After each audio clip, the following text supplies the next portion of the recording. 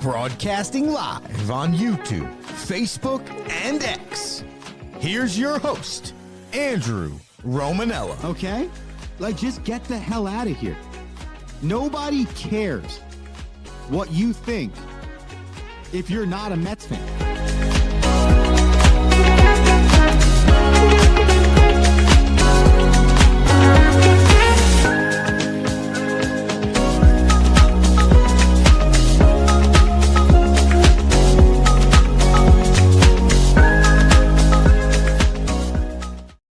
What's going on, everybody?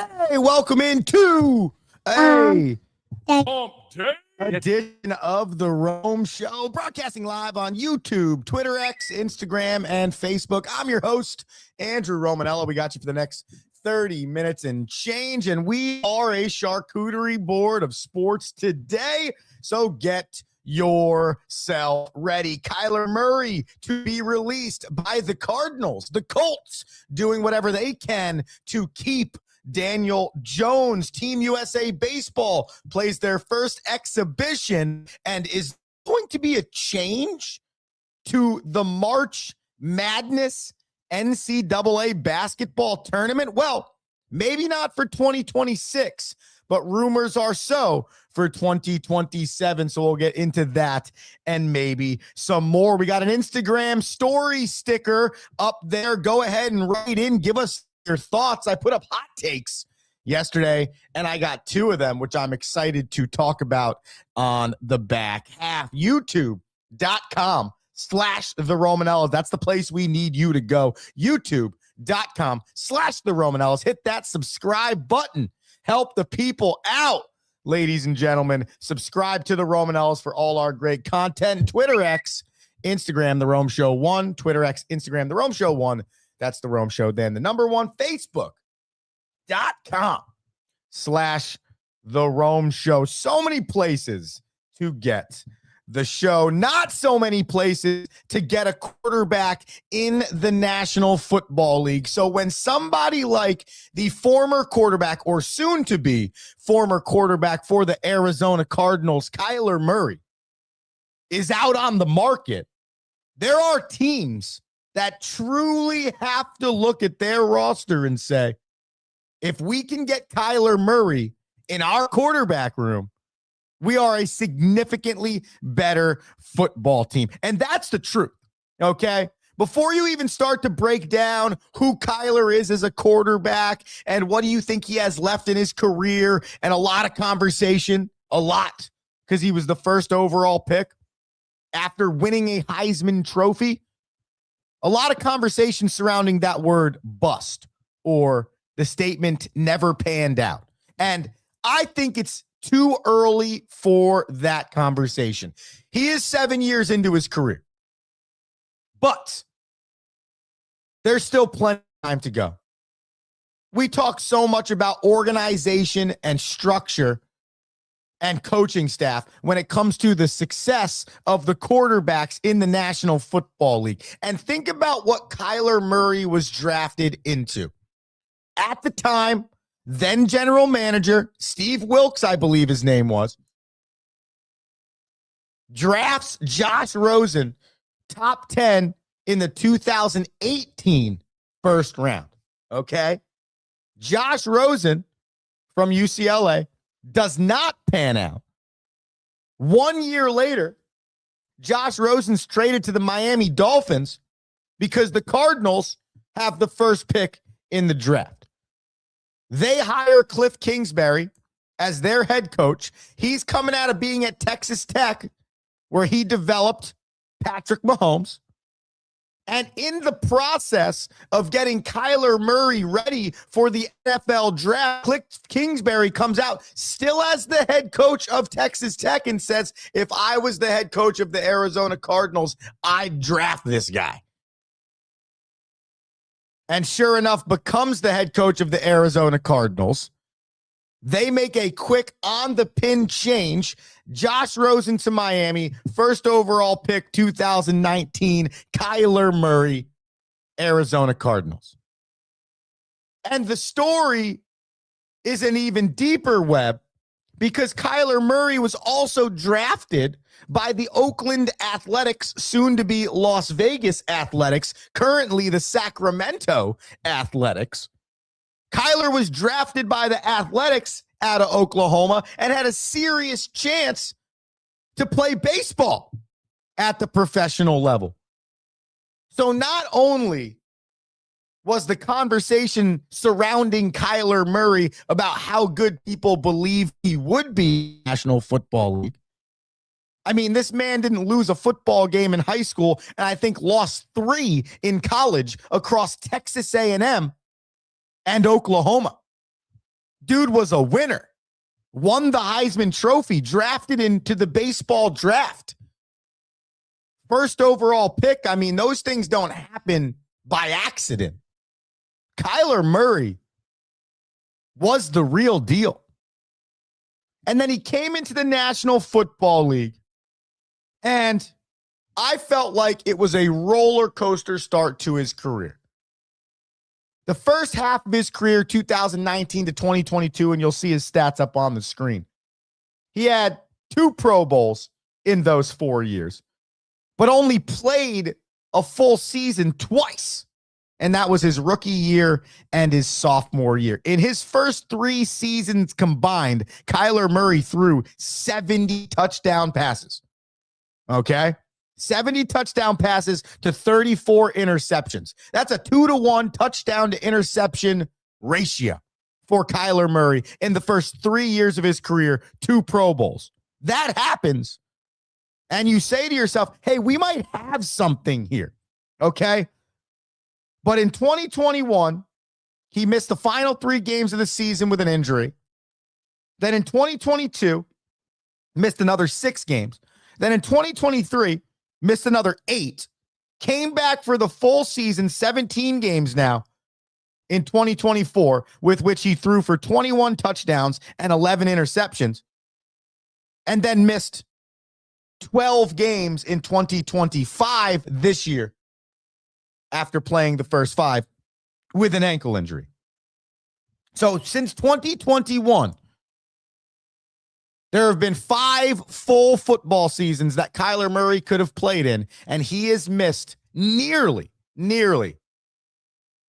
full seasons. 29 games. Okay? 34 games over the course of 2 seasons. In theory, we'll call it 33 because some of these years were 16s. The last few have been 17s. Nonetheless, I don't think we are having a conversation necessarily about how good of a quarterback Kyler Murray is. Okay?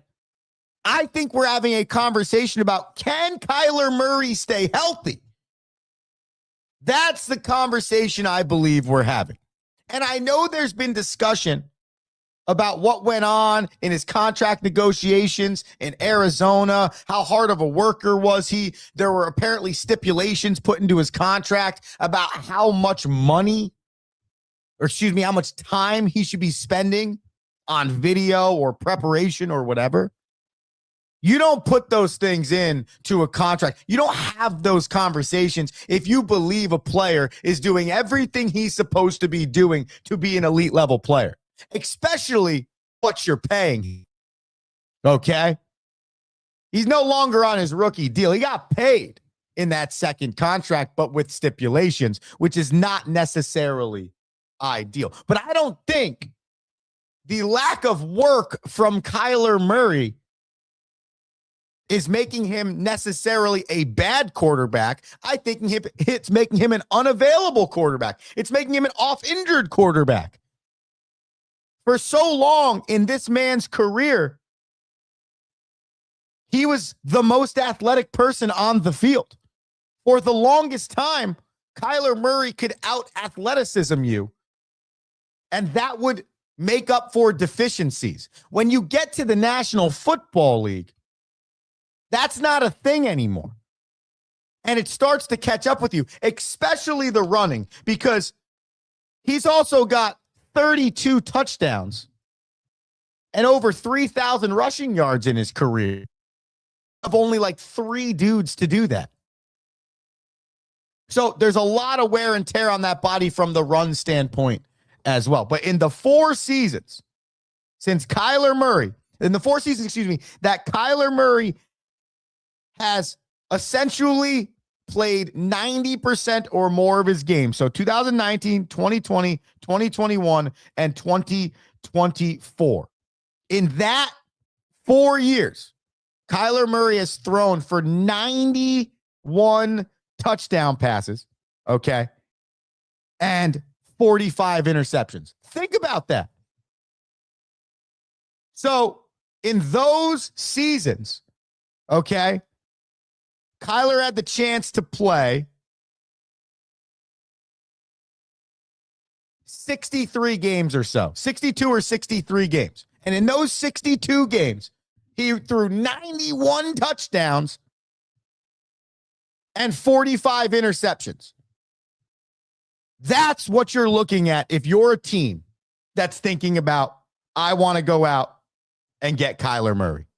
If you're the Jets, if you're the Steelers, if you're the Las Vegas Raiders, if you're the Dolphins, to name a few teams that have quarterback questions, maybe the Cleveland Browns. If you're one of those teams and you're saying to yourself, Kyler Murray is one of the quarterbacks available, if I can get him in this building and I can stress to him or work with him or get him with our strength and training team to make sure that we keep his body fresh and healthy, this can be a quarterback that wins football games for us.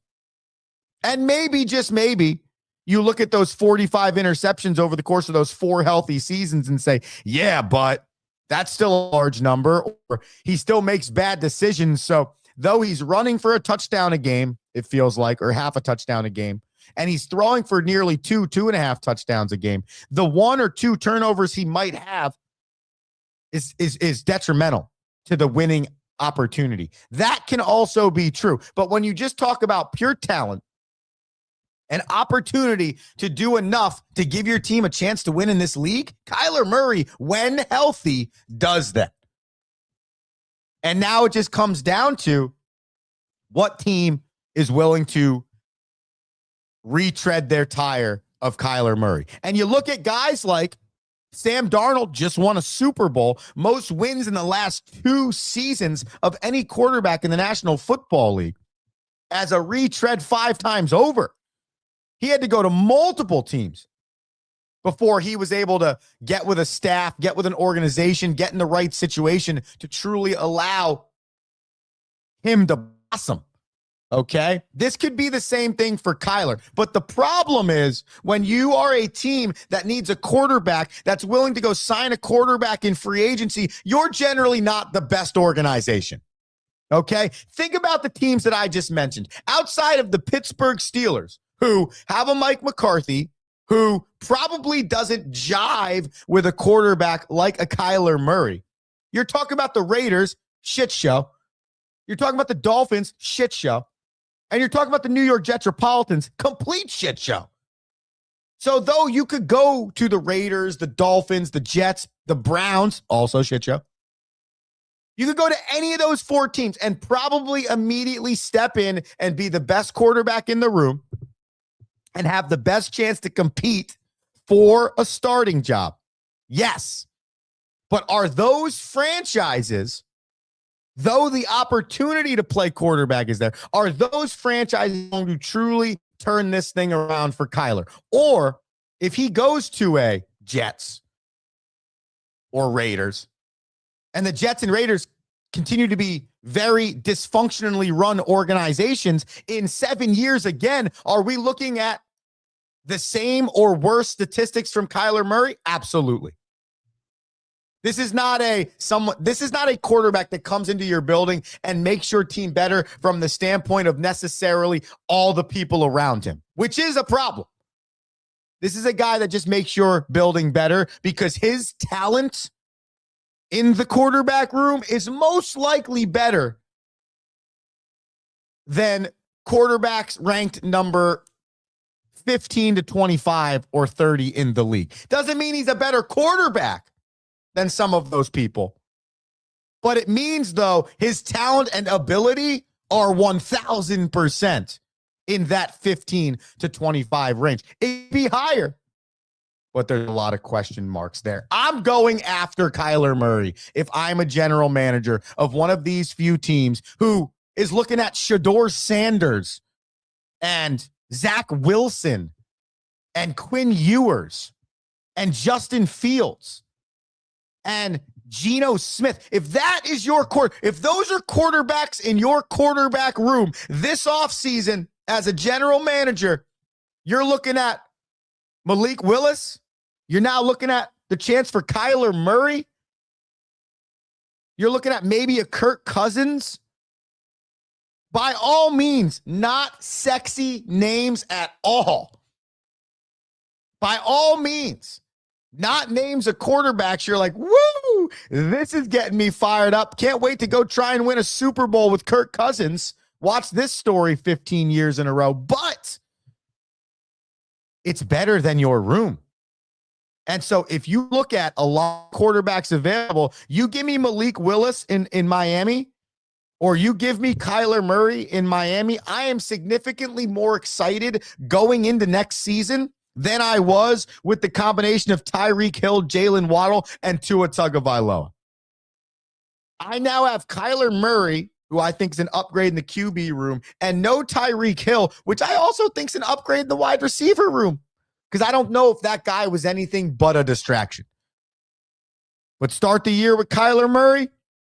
If I'm 5 to 6 teams in this league, we are already in a better position. Another quarterback that possibly was going to be on the free agency market, and technically still is, was Colts quarterback Daniel Jones. Now, Daniel Jones set to be a free agent when the league year starts next week. However, the Indianapolis Colts use the seldom handed out transition tag to quarterback Daniel Jones. What the transition tag is it allows the Colts to match any free agent offer given out to Daniel Jones during the free agent period. So if Daniel Jones truly wants to be an Indianapolis Colt, but the Colts aren't currently offering him a long-term deal, and they kind of want to see what the market's going to be for him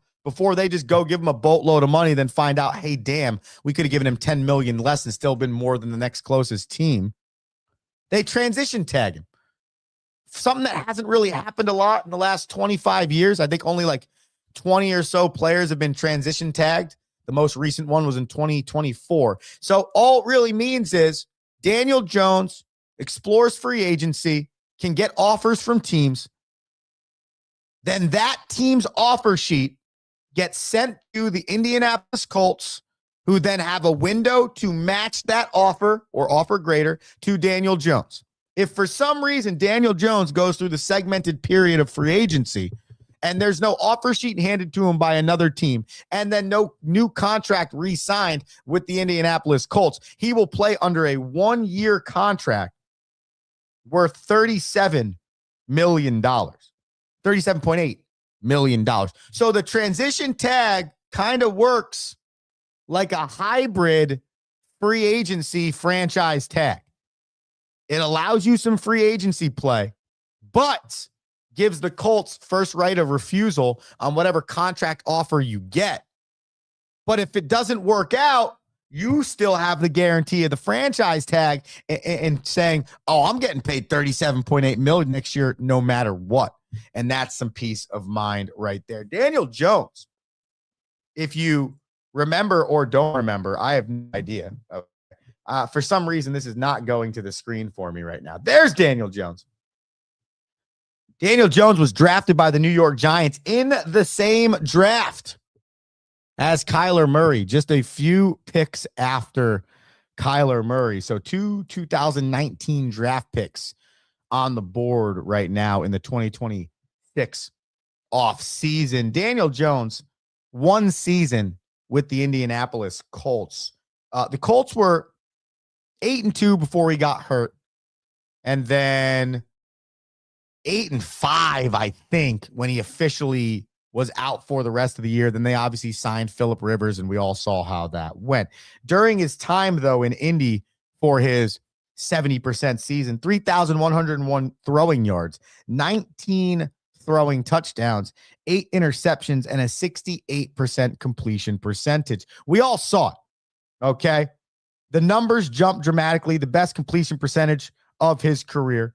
It was pretty much the most yards he's ever thrown for. He 100 less than 2022 season, with which he played 16 games and threw for 3,205 yards, where he already had 3,101 through 13 games in 2026. Most amount of touchdowns he was going to throw for outside of his rookie year, where he threw for 24. And though he's kind of been a turnover guy, significantly improving that. That was the best Daniel Jones we've ever seen in his 7-year career. And you only got a flash pan of it. So I think this is a great decision by the Indianapolis Colts. I don't think there's a better quarterback on the market. It proved last year he fit your system. It proved last year that if you can keep him healthy, this looks like with Jonathan Taylor, and if they can clean that defense up a little bit, that's the focus if I'm the Colts. Keep Daniel Jones. They already put Anthony Richardson essentially out on the trade market. Keep Daniel Jones, okay? And fix that defense. You get him back in this building, I think you're looking at a feel like the Seahawks and Sam Darnold. And again, right before we get to this commercial break, because we've been talking about these possible quarterback opportunities in the offseason, this is why I would go get a Kyler Murray. Because look what happened with Sam Darnold 7, 8, 9 years into his career. Look what happened with Daniel Jones in the right system, 7th year in his career. Look at Baker Mayfield. There's so many examples. Even Geno Smith, before he got bad again in Las Vegas, had a 4 or 5 year stint with Pete Carroll in Seattle. That was like, oh, crap. He's kind of an okay quarterback here. I just think you can't just throw these dudes away. Some of them he can. Some of them are bad. I think Anthony Richardson's bad. I think Cam Ward's not going to be good. I think some other guys, I think Tua is not good. But in this case, some guys that you could look at their career completely differently, and you can feel like, ooh, maybe the second coming, Alex Smith. The second coming of this show will be on the back end of this commercial break. You're going to have to stay with us because we're talking USA baseball. All right, looking to feed off the Olympic gold medals, 12 total from Team USA, 2 first time ever sweep for our hockey team. Now Team USA baseball looks to do the same, had their first tune-up yesterday. We'll hear from manager Mark DeRosa, and a change to March Madness. Brutal. I know, the NCAA always doing way too much. We'll talk about it on the back end. Andrew Romanella, back after this.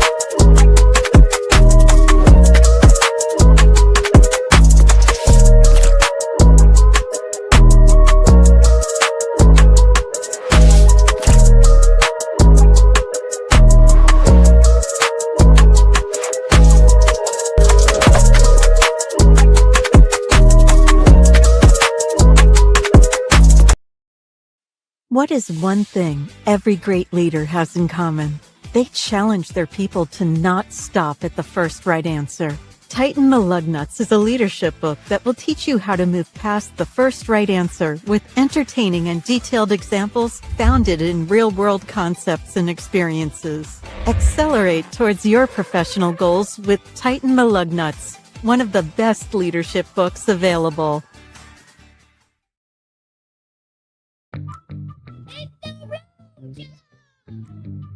Yeah. Welcome back in. Rome Show on a... Yes, sir. Hope everyone's having a great start to their Wednesday. 7:39, State of New Jersey. March 4th, 2026. Super pumped today. The Cyclones have another contest. Supposed to be 50 degrees. Searching for our first victory, but I'm not even excited about the opportunity to win or lose or whatever. None of that. One of the Romo Sapiens that has been an avid listener of the Rome Show is the head coach of the other team. So I am just truly excited to have a full circle moment with some of my baseball family and my Rome Show family at the same time. So 2:30 p.m., ladies and gentlemen, against Rutgers Newark, centenarycyclones.com if you want to get in on the action and see how the boys do. While you're there, youtube.com/the Romanellas, Twitter, X, Instagram, The Rome Show 1. Follow all those. It's probably the smartest decision for you. Put a question sticker up on the Instagram, and I want to get to that really quickly before we talk Team USA baseball. I asked the people, you have any thoughts, opinions, vibes? What are your thoughts just in sports in general? 2 write-ins. One from an interview we've done before, and I hope you find this interview, like I said, youtube.com/the Romanellas or the Rome Show podcast, wherever you get your podcast. Frankie_Moss writes in, or for you at home, number 99 of the Savannah Bananas, Frankie Moscatello writes, banana ball is good for baseball. And Frankie, I have to agree with you. Banana ball is good for baseball. I was watching banana ball on YouTube the other day so I could check out Frankie pitching. They were at Florida State University. And I do understand where, not negativity, where the question mark comes from, where the pause comes from some people on the banana ball thing, because if you are a baseball purist, which I don't think that that's really a thing, but people will consider themselves that, which essentially means you just love baseball at the truest form of baseball. No add-ons, no nothing. You never needed to change the game once. That's what I would consider a baseball purist. If you're one of those dudes, it makes plenty of sense that banana ball would piss you off. It makes plenty of sense that if you turn that on your television, you'd be like, oh, what is this crap? Oh, this isn't baseball. This is ridiculous. The music's playing, and they got hat. There's a guy with a hat on. There's a guy with shorts on. This is absurd. And it's like, yeah, but it's not tailored towards you. Okay? That's the first thing. It's meant for fans of entertainment, especially young people. I mean, hell, you could break that down 99 different ways, but at the end of the day, it is fan first, as Frankie said in the interview, fan first entertainment. And the key word there is entertainment. All right? Whereas, yes, baseball meant to be entertaining. Football, hockey, basketball, that is meant to be entertaining, but not in the same light as banana ball. Think Harlem Globetrotters. Think more organized and more action-packed circus, sports circus type idea. And having watched it more and more and more, and now starting to know more people in it, the truth is, it is just another version of sport that is fun and entertaining. And that's how you have to look at it. You can't look at it like baseball per se. Is it baseball at its core foundation? A pitcher throwing, a batter hitting, 3 strikes, you're out, home runs count, all of those things? Yes. It is baseball by its skeleton nature, but you cannot look at banana ball as baseball, or if you do, it will only frustrate you. Jim Robertson, QB, writes in, Monmouth quarterback Derek Robertson will be the steal of the 2026 draft. Listen, people, Jimmy Robertson is the offensive coordinator for Monmouth University football, okay? And if you follow Barstool Gruden, you would have seen something about this specific player in week 3 or 4 of the college football season, because Derek Robertson, who happens to be the brother of offensive coordinator Jimmy Robertson at Monmouth University, is the QB number 1 and arguably the best FCS quarterback in the country. And he's been going through the pro stuff. He'll have his pro day at Monmouth.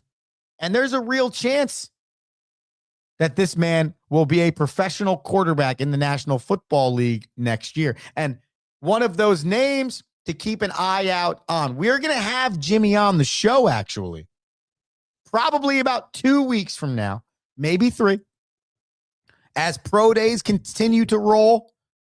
and we're about a month away from the NFL draft, and we can get a true inside the D1 college game coach's perspective on the NFL draft. Jimmy and Frankie, thank you for writing in the Rome Show 1 on Instagram and Twitter X if you want to get in on the write-in action. Team USA played their first exhibition game yesterday in spring training, and they absolutely crushed the San Francisco Giants 15-1. But that was not the story. The story was how much love there was from these professional players to be a part of Team USA baseball, to be involved in a game where they're wearing the USA uniform, and to just be a part of the red, white, and blue. Mark DeRosa had a few great things to say after this game that described it so beautifully, and he said this: I turned to Aaron Judge and all the coaches, and I go, this has a different feel than 2023. DeRosa said afterwards, it just did. Not a single guy left. And what he meant by that was, in spring training, when your opportunity to play is over, oftentimes, especially the guys that are on the big league roster, they don't need to stay for the remaining 5, 6, 7, 8, 9, whatever innings are left in that game. They'll usually leave. They'll go to the clubhouse. They'll get out of there. They'll whatever. And the guys that are scheduled to play the rest of that spring training game will play. Well, with Team USA baseball, as Mark DeRosa just noted, they were up 10, 15, 11, whatever the score was, and not one single person in technically spring training, in technically not even the tournament they're playing in, not one guy wanted to leave the dugout, and not one guy wanted to take their uniform off. Skeens said this: everybody was wearing it. That was cool to see. Guys that aren't pitching normally throw on their pullovers, but today everyone was wearing their jersey. DeRosa added, we wanted to create an environment where these guys didn't want to leave. You're looking down the line and seeing Bregman talking to Anthony. You're seeing Scooble and Skeens at the top step, and Judge and Raleigh. It's great. Everybody's motivated, showing up ready to compete. Second place is not going to get it done, Mark DeRosa. Finished. That is awesome. Okay, I don't care about what you think about the World Baseball Classic or the Olympics or the World Championships or anything else that exists out there on the international stage. In my opinion, if somebody gives you the chance to wear USA or United States of America across your chest, you better have a freaking passion and motivation to be successful in that uniform. If you're 8U, if you're 19U, if you're on the bobsled team, if you're running track, or if you're playing for Team USA in the FIFA World Cup or the World Baseball Classic, does not matter. Someone puts the red, white, and blue across your chest and says, hey, in this tournament, you're representing the United States of America. That's absolutely how I'd want it to be. And the USA hockey teams showed us that from this specific example, because they are professional athletes in their pro leagues coming together as the greatest players in the world and proving that team is still important over anything else. Because you can put Aaron Judge and Bryce Harper and Cal Raleigh and Paul Skeens and Tariq Skubal and anyone else that's uber talented on a roster, but if they don't gel as a team, it does not matter. Team USA baseball will only go as far as these guys create a cohesive unit and play together. So after one spring training game, to hear all of that exciting praise about how these dudes want to be in the United States uniform, that is awesome. And yeah, I agree. Second place, not an option. It's about time for Team USA baseball to show the world how good the United States of America baseball is. And I'm hoping this World Baseball Classic does that. Team USA has one more tune-up game today against the Colorado Rockies, and then they head to Houston for Thursday. World Baseball Classic gets kicked off tomorrow. We will start tomorrow's show with a reminder for you on the schedule, the pools, and how everything works. It's March, which does mean spring training, but it also means March Madness. And the NCAA tournament is right around the corner. And as we get ready for all the conference tournaments to happen in the next few weeks and Selection Sunday and the NCAA tournament bracket to be released, we are quickly reminded of the politics of the NCAA.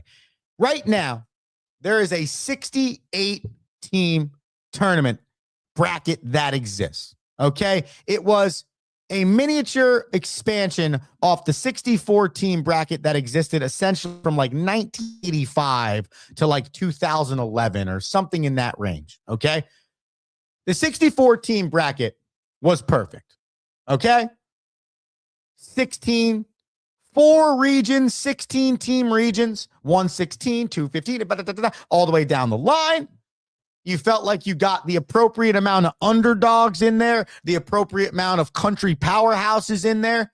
You felt like the 64-team tournament, mathematically, emotionally, everything added up to this is giving you the right read on the NCAA tournament. Well, they expanded it to 68. And I still completely disagree with the expansion. It has been an expansion nonetheless. We've gotten over it. We're all comfortable with the 68-team bracket. You got that one-day 4-team play-in game where something crazy could happen. 2 16 teams are developed, 2 11 seeds are developed, and you move on. And we all kind of got over that, and we all said, oh, well, whatever. It's essentially still the 16-team 4-region bracket. We're good. Well, now the rumor is this is going to be the last year of the 68-team bracket. And there's going to be expansion to either 72 or 76 teams. Like, what are we doing? Okay. And I think that is asinine.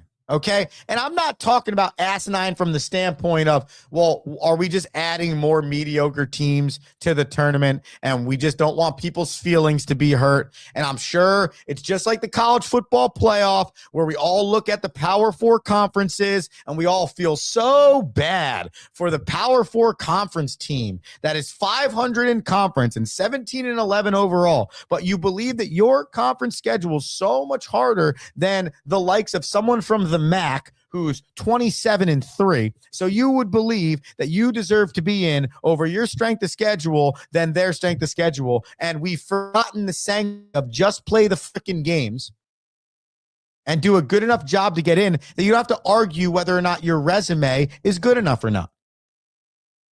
So now, much like the college football playoff, we're talking about expansion. And it's like, why? And so what I did was I went online to bracket printer or something like that.com. And I wanted to see, what does a 76 team bracket look like? Well, you know what it looks like? Stupid. That's what it looks like. It looks like a bunch of freaking lines all over the place. You're adding confusion for absolutely no reason. And the best part about it is you're going to ruin something that literally generates guaranteed 100 million plus interest every single year. Like, since the 64 team bracket was invented, I think it was 1985. Okay. You've almost had, on average, according to all of the research sites, so the people that put up brackets, ESPN, Yahoo, now you get the gambling sites involved and how many people are filling shit out. It's like 100 million every year. Brackets filled out across the country, college basketball. I can promise you there are not 100 million people watching college basketball. I'm on this radio show right now talking about college basketball, and I can promise you I'm probably not watching as much college basketball as anyone that's on the average scale of watching the sport. It's a niche sport. And now even more so, it's a niche sport because it's one and done or NIL or transfers, and it is not the same as the John Wooden era of college basketball. It's not Larry Bird at Indiana State college basketball, and that rubs a lot of people the wrong way. But yet still, 100 million people fill out their bracket every year. Do not touch something that is not broken. No need. And you're only adding 8 mediocre teams to the mix. You're not doing anything going to push the needle on the tournament. I think this is a stupid decision by the NCAA, driven by their want to satisfy Power 4 schools and their complete afraidness, if that's even a word, of the NCAA not being a sanctity anymore, of the Big 10 or the Big 12 or the SEC or whoever else, essentially ACC, removing themselves from the NCAA, which we've talked about before in college football, where those Power 4 conferences just make their own type of NCAA, and then everybody else, including the FCS schools, just make themselves the actual now NCAA Division I. They're doing everything in their power to not let that happen, which means we have to get the 13th and 14th ACC basketball team in over the 27-4 Bowling Green State, whatever the hell they are. You know what I'm saying? So NCAA, if you're listening to this, which we probably hammer you on a weekly right now, please, please, please don't do something that's going to ruin the only true thing you have left in NCAA sports. Ladies and gentlemen, thank you for tuning into a Rome show on a Wednesday. I appreciate you. Appreciate the people that wrote in, Frankie and Jimmy. You know the drill. Follow the show, the Rome Show, on Twitter, X, and Instagram. Head to youtube.com/the Romanellas and hit that subscribe button. It helps just so much. Before I get out of here, I remind you of our sponsorship with Fig Tree Golf. Head to figtreegolf.com and use promo code Andrew Romanella. That's figtreegolf.com, promo code Andrew Romanella for 15% off your Fig Tree Golf apparel. Get yourself right for the 2028 season at figtreegolf.com, promo code Andrew Romanella. I'll see you tomorrow morning at 7:10 a.m. Andrew Romanella saying peace. Thank you for listening.